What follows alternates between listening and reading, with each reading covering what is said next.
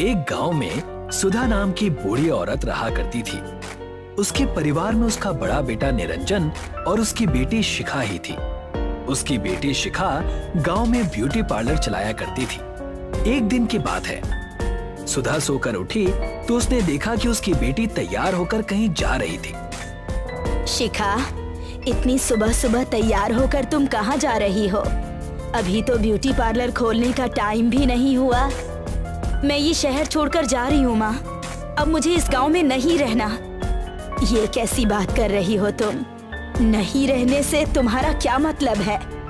तभी सुधा का बेटा निरंजन वहाँ आकर बोला, शिखा, तुम बताते क्यों नहीं माँ को कि तुम ये शहर ही नहीं बल्कि देश भी छोड़कर जा रही हो, वो भी मेरे साथ। सुधा अपने बेटे की ओर देखकर बोली, बेटा, ये कैसी बातें कर रहे हो तुम?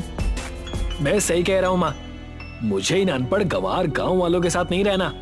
आपसे मैं कई बार अपने मन की बात कह चुका था, लेकिन एक आप हैं जो इस गांव को छोड़ने के लिए तैयार ही नहीं है। इस गांव में मेरे पति की यादें बसी हैं। इस घर में मेरी आत्मा बसती है। मैं भला कैसे जा सकती हूँ? तो फिर आप अपनी यादों के सहारे ही इस गांव में रहिए। हमें नहीं रहना यहाँ। भैया को अमेरिका में जॉब मिल गई है और कंपनी ने उन्हें फ्लैट भी दिया है। मैं भैया के साथ ही रहूंगी। तुम दोनों चले जाओगे तो मैं अकेली क्या करूंगी? मेरा खर्चा पानी कैसे चलेगा? वो सब मुझे नहीं पता माँ। अगर आपको अपने खर्चे पानी की इतनी ही चिंता है तो आप भी हमारे साथ चलिए ना। नहीं तो मेरी बहन जो ब्यूटी पार्लर चलाती थी, आज से आप वो ब्यूटी पार्लर चलाकर अपना खर्चा पानी निकाल सकती हैं। इतना कहकर निरंजन और शिखा अपना सामान लेकर घर से बाहर निकल गए। सुधा बेचारी दिन भर रोती रही।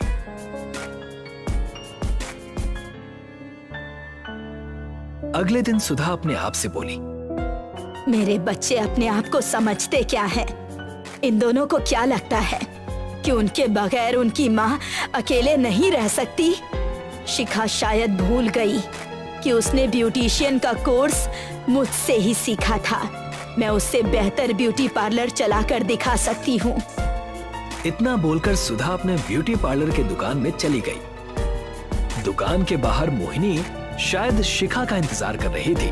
सुधा को देखकर वो चौंक गई। माँ जी, आप यहाँ पर क्या कर रही हैं? शिखा मेम साहब नहीं है क्या?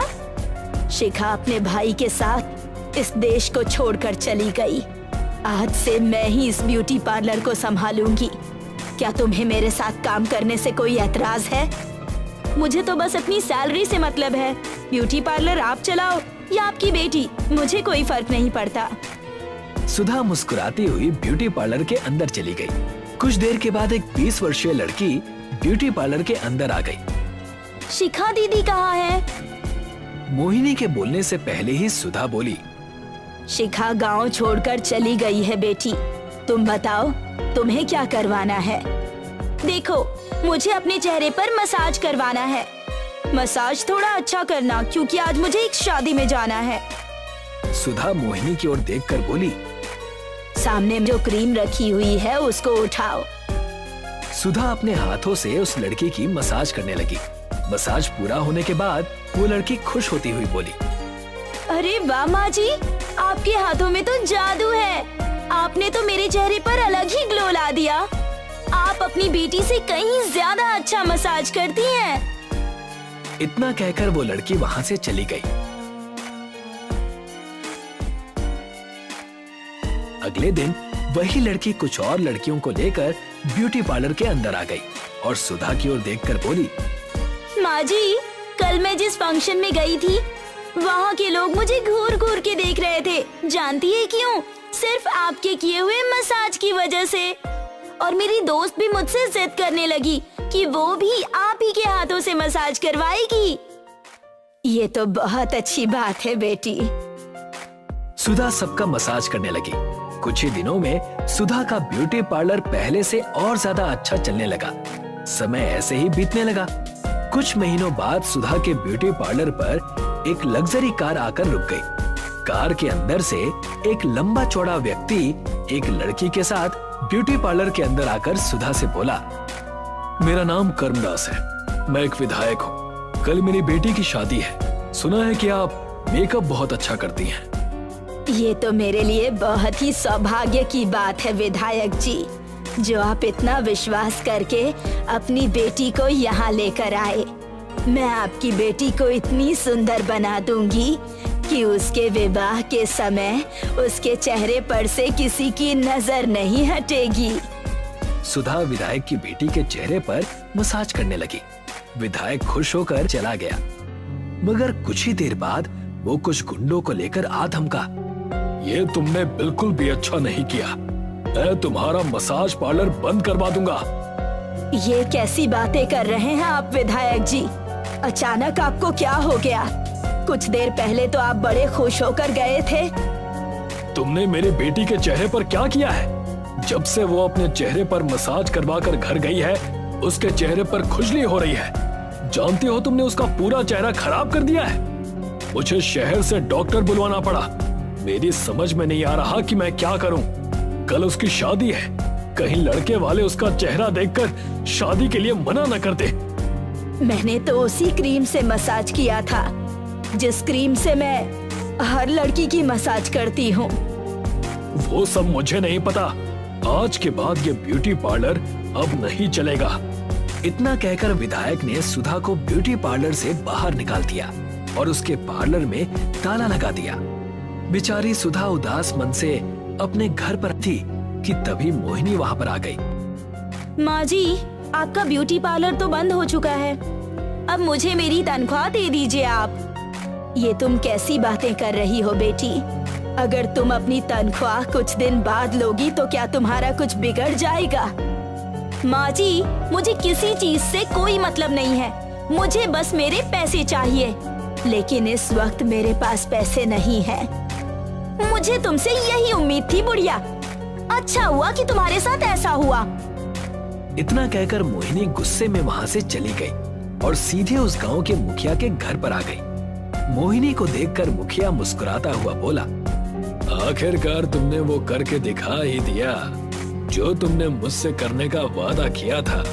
अब मैं इस गांव में अपनी बेटी का ब्यूटी पार्लर खोलूंगा और तुम्हें 2 गुनी तनख्वाह पर वहाँ पर रखूंगा। लेकिन अभी आपको उस बुढ़िया का जीना और हराम करना होगा। मुझे लगता है कि वो बुढ़िया ऐसे ही चुप नहीं बैठेगी। चिंता मत करो, उसके लिए मैंने कुछ सोच रखा है।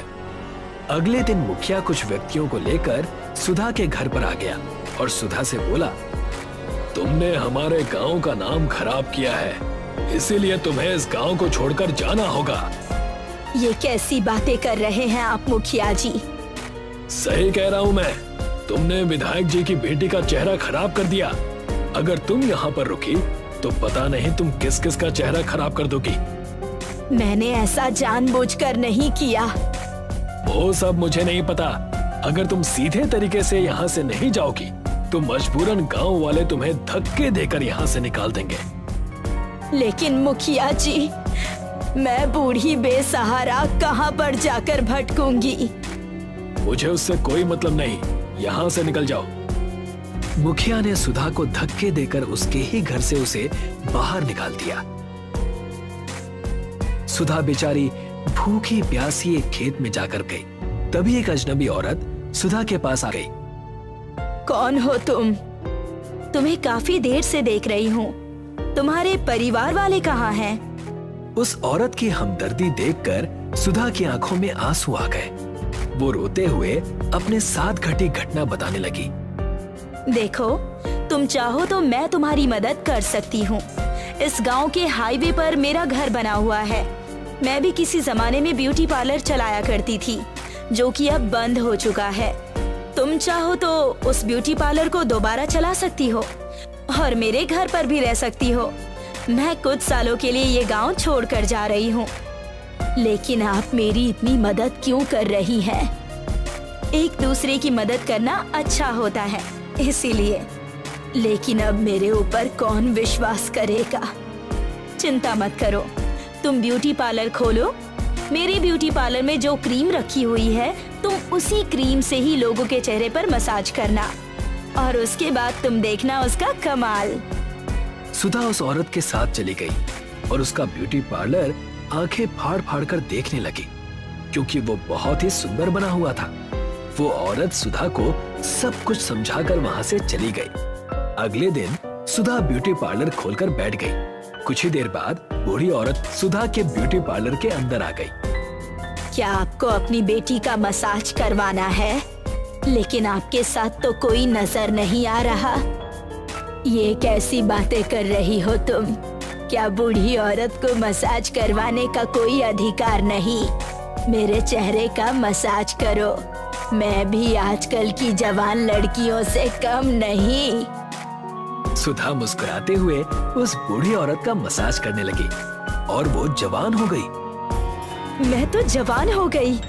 ऐसा कैसे संभव हो सकता है? ये तो मेरी भी समझ में नहीं आया कि ऐसा चमत्कार कैसे हुआ। बूढ़ी औरत अब जवान हो चुकी थी। उसने ढेर सारे पैसे सुधा के हाथ में रख दिए। एक दिन सुधा के मन में एक विचार आया और वो अपने आप से बोली, हमारे देश में बहुत सी ऐसी लड़कियां हैं जो ज्यादा उम्र होने की वजह से अपने घर पर बैठी हुई हैं और कोई भी उनसे विवाह नहीं करता। आज के बाद मैं उन लड़कियों की मसाज मुफ्त में करूंगी। सुधा ने अखबार में एक ऐड दे दिया। ऐड देते ही उसके मसाज पार्लर में और लड़कियों की लाइन लगने लगी जो उम्र ज्यादा होने की वजह से बूढ़ी नजर आती थी। कुछ दिनों के बाद वही विधायक अपनी बेटी को लेकर सुधा के पास आया। मुझे माफ कर दो माँ जी, मैं अपनी बेटी का बिगड़ा हुआ चेहरा देखकर कुछ ज्यादा ही क्रोधित हो गया था। मैंने आपको अपमानित किया। मुझे नहीं पता तुम्हारी बेटी का चेहरा कैसे बिगड़ा, लेकिन यकीन मानो तुम्हारी बेटी का चेहरा बिगाड़ने में मेरा कोई हाथ नहीं है। मेरी बेटी की शादी टूट गई और अब उससे कोई शादी करने को तैयार नहीं। चिंता मत कीजिए। इतना कहकर सुधा उसकी बेटी के चेहरे पर मसाज करने लगी। मसाज करते ही उसकी बेटी का चेहरा बिल्कुल ठीक हो गया। इधर गांव का मुखिया सुधा का ब्यूटी पार्लर चलना देखकर काफी परेशान हो चुका था। वो क्रोधित होते हुए मोहिनी की ओर देखकर बोला, आखिर ये सब कुछ हो क्या रहा है मोहिनी? मुझे खुद नहीं पता, बस इतना पता है कि बूढ़ी औरतें उसके पार्लर में जाती हैं और जवान होकर बाहर निकलती हैं। अरे उसने तो बहुत ज्यादा उम्र की औरतों को भी जवान करना शुरू कर दिया है। धीरे धीरे उसका नाम बढ़ता जा रहा है। अगर ऐसा ही हाल रहा तो वो दिन दूर नहीं जब उसका कद मुझसे भी बड़ा हो जाएगा। बड़ा हो नहीं जाएगा बल्कि बड़ा हो चुका है। शायद आपको पता नहीं कि जिस विधायक की बेटी का चेहरा मेरी वजह से बिगड़ा था, कल उस बुढ़िया ने उसका चेहरा बिल्कुल सही कर दिया। आखिर उसके पास ये जादुई शक्तियाँ आई कहाँ से? पता नहीं। वो जिस जगह पर अपना ब्यूटी पार्लर चला रही है, वो जगह बरसों से बंद पड़ी हुई थी। सुधा वहाँ पर कैसे पहुँची, इसका किसी को कोई अंदाजा नहीं है और लोगों को इस बात से मतलब भी नहीं है, क्योंकि सुधा सबकी मदद कर रही है। मेरे पास एक तरकीब है। हमें इस रहस्य को जानने के लिए उसके ब्यूटी पार्लर के अंदर जाना होगा। तुम एक बहुत अच्छी ब्यूटिशियन हो। तुम मेरा और अपने चेहरे का ऐसा मेकअप करो कि हम दोनों बिल्कुल बूढ़े नजर आए। उसके बाद जाकर देखते हैं कि वो आखिर क्या चमत्कार करती है। वो दोनों बूढ़े का रूप लेकर सुधा के ब्यूटी पार्लर में चले गए। मैं बूढ़ा होने के साथ साथ बहुत ज्यादा बदसूरत भी हूँ। लोग मुझे ताने देते हैं। मैं चाहता हूँ कि आप मुझे जवान कर दे। मैं सिर्फ लोगों के चेहरे का मसाज करती हूँ। वो कैसे जवान हो जाती हैं, ये मुझे भी नहीं पता। वैसे तुम्हारे साथ में ये कौन है? ये मेरी पत्नी है। सुधा ने उन दोनों के चेहरे पर मसाज कर दिया, मगर उन दोनों के चेहरे पर कोई परिवर्तन नहीं आया। मेरा चेहरा तो बिल्कुल वैसा का वैसा ही है। मैं तो जवान ही नहीं हुआ। इसका मतलब तुम लोगों को धोखा दे रही हो। मैं तुम्हारी पुलिस में शिकायत करूंगी। इतना कहकर मुखिया और मोहिनी वहाँ से निकलकर घर पर आ गए। हम दोनों के चेहरे पर तो ऐसा कुछ भी नहीं हुआ मोहिनी। लगता है कोई दूसरा तरीका अपनाना पड़ेगा। अब इस मेकअप को साफ कर दो। सुधा अपने और मुखिया के चेहरे का मेकअप साफ करने लगी। मगर मोहिनी के लाख कोशिश करने के बावजूद मेकअप साफ नहीं हुआ। क्या हुआ मोहिनी, तुम्हारा मेकअप मेरे चेहरे से उतर क्यों नहीं रहा? मुझे नहीं पता मुखिया जी कि ये सब कुछ कैसे हुआ। मेरे भी चेहरे से मेकअप नहीं उतर रहा। ऐसा लग रहा है जैसे कि ये मेकअप हमारे चेहरे के अंदर बस गया हो। मुखिया और मोहिनी घबराकर सीधे सुधा के पास चले गए। मुझे माफ कर दो। मुझे भी माफ कर दीजिए। मेरी ही वजह से आपका ब्यूटी पार्लर बंद हुआ था। मैंने ही आपको खराब क्रीम दी थी, जिसकी वजह से विधायक जी की बेटी का चेहरा बिगड़ा। अब हम दोनों को प्लीज ठीक कर दीजिए। तुम दोनों यहाँ से जा सकते हो। शायद ईश्वर ने तुम्हें तुम्हारे कर्मों की सजा दी है। और रही बात जवान होने की, तो मैं सिर्फ लोगों का मेकअप करती हूँ। वो कैसे जवान हो जाती हैं मुझे भी नहीं पता। मोहिनी और मुखिया मुंह लटकाकर रोते हुए वहाँ से चले गए। तभी वहाँ पर एक तेज प्रकाश हुआ और वही औरत जिसने सुधा की मदद की थी सामने निकल कर आई। कौन हो तुम? मैं मेकअप की देवी हूँ। तुम्हें परेशान देखकर मैंने तुम्हारी सहायता की। तुमने जिस तरह से उन लड़कियों की सहायता की है जिनके रिश्ते नहीं हो पाए, मुझे तुम पर बहुत गर्व है। आज से ये ब्यूटी पार्लर तुम्हारा हुआ। इतना कहकर वो गायब हो गई।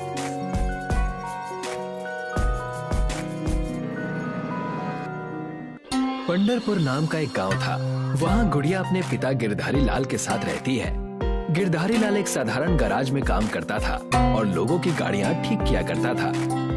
गुड़िया उठो, सुबह हो गई। मेरे कुछ ग्राहक आकर भी चले गए, लेकिन मुझे अब तक चाय नहीं मिली। पिताजी, आपने मुझे पहले क्यों नहीं उठाया? मैं आपको बनाकर दे देती। मैंने तुम्हें चाय बनाने के लिए नहीं उठाया। मैंने तो पहले से ही तुम्हारे और मेरे लिए चाय बना कर रखी थी, इसलिए उठाया।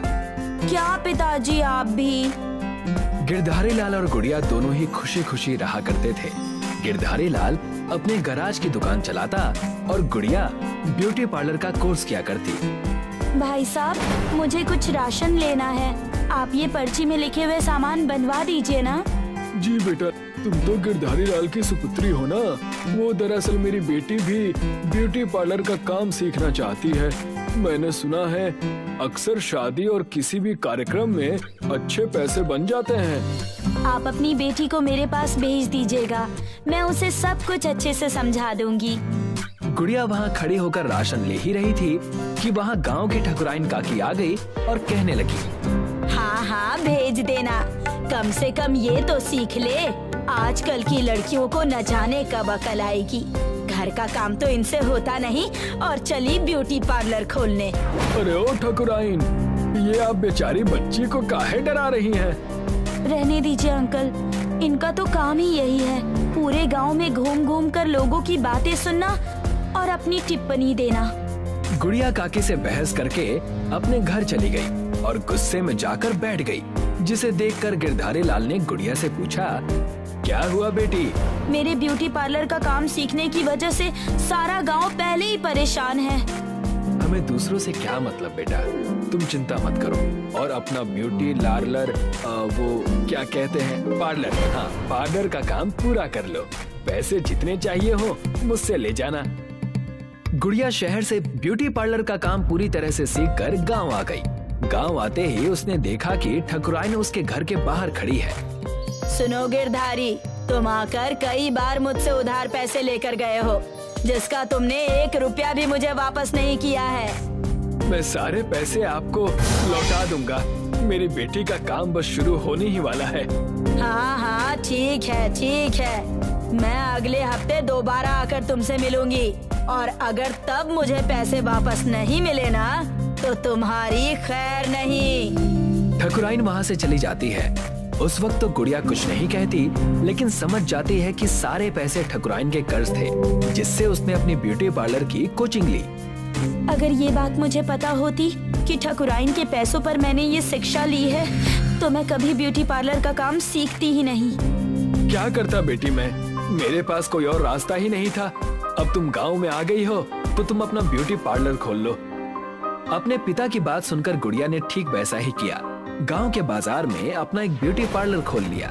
एक छोटा सा ब्यूटी पार्लर जिसमें सजने संवरने की सारी सुविधाएं थी। ब्यूटी पार्लर खोलकर मुझे पूरे 1 हफ्ते हो गए हैं, लेकिन पिताजी मेरे ब्यूटी पार्लर में कोई भी ग्राहक नहीं आया। मेरा तो जी बहुत घबरा रहा है, कहीं हमारे सारे पैसे डूब ना जाए। घर में कुछ सोना बचा था, उससे आपने मुझे ये दुकान खोल कर दी। भगवान चाहेंगे तो सब अच्छा होगा, बस तुम मन लगाकर अपना काम करो। उतने में वहाँ पर ठकुराइन अपने साथ 2 गुंडे लेकर आ गई। आज अगर गिरधारी ने मुझे पैसे नहीं दिए तो मैं उसकी पूरी दुकान उठाकर ले जाऊंगी। मालकिन, मुझे कुछ दिनों की मोहलत और दे दीजिए, मैं आपके पूरे पैसे सूद समेत लौटा दूंगा। मुझे तुमसे और कुछ नहीं सुनना है, आज मैं तुम्हारी दुकान छीन कर ही रहूंगी। अरे जब इतना ही अपनी बेटी पर भरोसा था तो उसे इंजीनियर या डॉक्टर क्यों नहीं बनाया? मालकिन, अगर आप कहें तो इसके गैराज और इसके ब्यूटी पार्लर का सारा सामान हम ले जाएं। हाँ, ले जाओ, इसके घर के सारे सामान ले जाओ और इसे कहीं का नहीं छोड़ना। सब कुछ उठाकर ले जाऊंगी यहाँ से मैं। ठकुराइन का आदेश सुनकर दोनों ने गिरधारी के गैराज में खड़ी सारी बनती हुई गाड़ियों को टो करवा लिया और वहाँ से लेकर चले गए। गुड़िया के ब्यूटी पार्लर के दुकान की भी सारी सजने संवरने की चीजें भी वो वहाँ से लेकर चले गए। गुड़िया बेचारी फूट फूट कर रोने लगी। हे भगवान, ये तुमने मेरे साथ कैसा सलूक किया है? शांत हो जाओ बेटा, शांत हो जाओ। अब हमारे पास कुछ भी नहीं बचा है पिताजी, कुछ भी नहीं। गैराज में कबाड़, स्कूटी और कुछ बिखरे हुए ब्यूटी पार्लर का सामान ही रह गया था, जिसे उठाते हुए गुड़िया ने कहा, इन सामान का अब हम क्या करेंगे? ना गैरेज बचा, ना ब्यूटी पार्लर। लेकिन पिताजी, ये स्कूटी किसकी है? ये मेरे गैराज में आज ही सुबह एक मोची लेकर आया था और उससे मैंने ये स्कूटी कम पैसों में खरीद ली थी। मेरे दुकान न चलने का कारण ये है कि मेरे ब्यूटी पार्लर के बारे में किसी को कुछ पता ही नहीं है। इसीलिए मैं चाहती हूँ पिताजी कि आप इस स्कूटी को कुछ इस तरह से बना दे जिससे ये चलती फिरती स्कूटी ब्यूटी पार्लर बन जाए। लोगों को मेरे पास आने की जरूरत ही ना पड़े, मैं ही इस स्कूटी को लेकर सब जगह पर जा सकूं। तुमने ये खूब कहा बेटा, शायद इससे हमारा काम बन जाए। मुझे तुम्हारे हुनर पर पूरा भरोसा है। जाओ, जाकर सबको सजाओ। उतने में वहाँ पर उनके पड़ोस की रानी मौसी आ गई और वो गुड़िया से कहने लगी, बेटा, क्या तुम मेरा भी श्रृंगार कर सकती हो? मेरे मायके में एक कार्यक्रम है, मुझे वहाँ जाना है। जी मौसी जी, अभी करती हूँ। बेटा, मैंने देखा कि कैसे उस कपटी ठकुराइन ने तुम्हारे दुकान पर तमाशा किया। वो हम गांव वालों को आगे बढ़ते देखकर बहुत जलती है। गुड़िया ने रानी मौसी को कुछ इस तरह से सजाया कि उनका रूप एकदम से निखर आया। वाह बेटा, तुम में तो सच में बहुत हुनर है। काबिले तारीफ काम किया है तुमने। ये कुछ पैसे रखो और इससे अपना जीवन सुधारने की कोशिश करो। लेकिन ये तो बहुत ज्यादा है, तुम चिंता मत करो। जब तुम्हारे पास आ जाए तो मुझे लौटा देना। बेटा, मैं तुम्हारे लिए स्कूटी ब्यूटी पार्लर बनाकर तैयार कर दूंगा। कई दिनों तक मेहनत करके गिरधारी ने अपनी स्कूटी पर ही ब्यूटी पार्लर का भंडार लगा दिया। उस कबाड़ स्कूटी को इस तरह बना दिया कि स्कूटी में चारों तरफ सजने संवरने के सामान लगे हुए थे। बड़ा सा शीशा, क्रीम पाउडर और भी बहुत कुछ। पिताजी, ये स्कूटी कम चलता फिरता ब्यूटी पार्लर ज्यादा लग रहा है। आपका बहुत बहुत शुक्रिया पिताजी। अब तुम इसे चलाकर सारे गांव में घूमो और सारी चीजें अच्छे से करो। मेरी काबिल बिटिया सफल होकर लौटना। फिर क्या था, गुड़िया ने अपनी स्कूटी ब्यूटी पार्लर चालू कर दी। हर गांव वो स्कूटी लेकर चले गांव की लड़कियों और औरतों को सजाया करती थी। देखते ही देखते स्कूटी ब्यूटी पार्लर के नाम से गुड़िया प्रसिद्ध हो गई। ये लीजिए आपके पैसे, ये मैंने अपने ब्यूटी पार्लर से कमाए हैं। धन्यवाद बेटी, भगवान की लाठी मुझ पर भी चली है। मैंने अपना सब कुछ खो दिया, मैंने कईयों का घर उजाड़ा और इसी वजह से मैं तुमसे भी माफी मांगती हूँ। भगवान आपका भला करे। जब भी आपको मौका मिले तो आप मुझसे आकर मिल लीजिएगा। गुड़िया ठकुराइन के लिए हुए पैसे उन्हें वापस कर देती है और अपनी स्कूटी पार्लर से लोगों के घरों में जाकर काम करती है। कुछ समय के बाद एक बड़ा सा घर लेकर अपने पिताजी के साथ वहीं रहने लगती है।